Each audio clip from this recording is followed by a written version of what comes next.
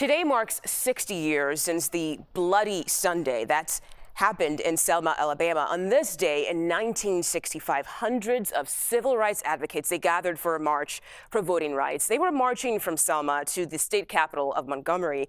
But those demonstrators, they were met by police officers and state troopers who pushed them back, brutally beating some of them. The violence was condemned around the country and led to the passage of the Voting Rights Act later that year. Alabama Congress member Terry Schewel says, while we've come a long way, there's still work to be done. This week, House Democrats, they reintroduced a bill they say would modernize the protections of the 1965 Voting Rights Act. Seemingly every day, we see new efforts to roll back our hard-fought progress, efforts to whitewash our history, and yes, efforts to make it harder for Americans to vote. 60 years may have passed since John Lewis and those foot soldiers were bludgeoned on that bridge in Selma. But we know the fight for voting rights is just as urgent today as it was then. Now let's get to CBS News correspondent Elise Preston. She is live right there in Selma, Alabama, where history was made. Thank you so much for joining us, Elise. How exactly are people out there remembering this day? I'm looking behind you right now, and I do see a little bit of activity out there. Yeah, there's quite a bit, actually. It just started within the last few minutes, Lindsay. There are events all weekend that are commemorating the 60th anniversary of that Bloody Sunday. Now, right now, we are at a youth march. We're seeing children as young as middle school. So 6th, 7th, 8th graders are out here. They're going to be walking over Edmund Pettus Bridge. This is where this took place. When you mentioned, those marches where they were marching from Selma to Montgomery, they were trying to cross this bridge initially, and that's when people were met with that violence. So we're going to walk with these children as they head this way. I take that back. We said middle schoolers. It looks like some elementary kids out here. But the parents, the teachers, these kids out here are saying that they need to be here because the history is very much alive, and it is part of the present, Lindsay.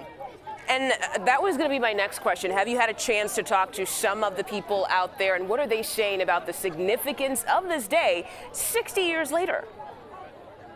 Yeah, we've talked to quite a few. I've been talking to also foot soldiers. We just spoke to a young girl who's 18. Let me walk a little closer to this way. We just spoke to an 18-year-old. She's getting ready to graduate and go to college, but her grandmother was in the crowd on Bloody Sunday. And so she said that for her, it was very surreal to be out here. She was honoring her grandmother. She was honoring those foot soldiers. And she said that she is the future. So it was important for her to be here because so many of those lessons, so many of those rights that they were fighting for 60 years ago, as Congressman Sewell said, they're very indicative of today.